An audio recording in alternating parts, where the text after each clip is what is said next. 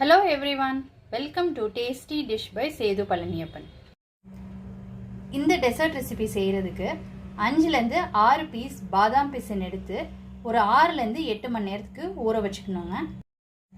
அடுத்து பாதாம் தண்ணியில் ஊற வச்சுருந்தேங்க. இப்போ ஒரு கடாயில் கொஞ்சம் நெய் விட்டுருக்குறேங்க.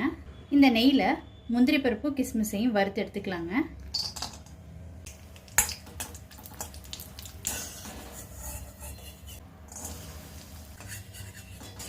இப்போ இதே நெய்யில் 1/4 கப்பு ஜவ்வரிசியை வறுத்து எடுத்துக்கிறேங்க.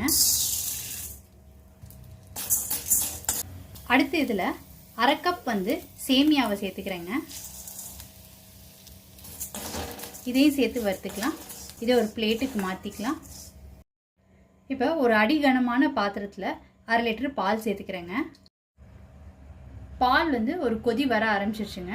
இப்போ ஜவ்வரிசியையும் சேமியா வறுத்து வச்சுருந்ததையும் சேர்த்துக்கலாங்க.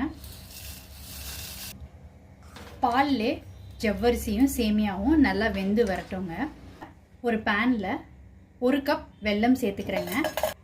கொஞ்சமாக தண்ணி விட்டு இதை கரைச்சி எடுத்துக்கலாங்க. இதில் பாதாம் பேஸ்ட்டை சேர்த்துக்கிறேங்க. பாதாம் அரைச்ச விழுது சேர்த்ததுக்கப்புறம் நல்லா கலந்து விட்டுக்கோங்க.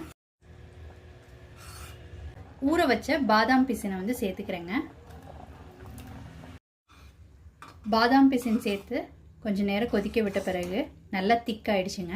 இப்போ வெல்லம் கரைச்சி வச்சுருக்கிறத சேர்த்துக்கலாம். அதுக்கு அடுப்பை சிம் பண்ணிவிட்டு அதுக்கப்புறமாட்டி சேர்த்துக்கோங்க.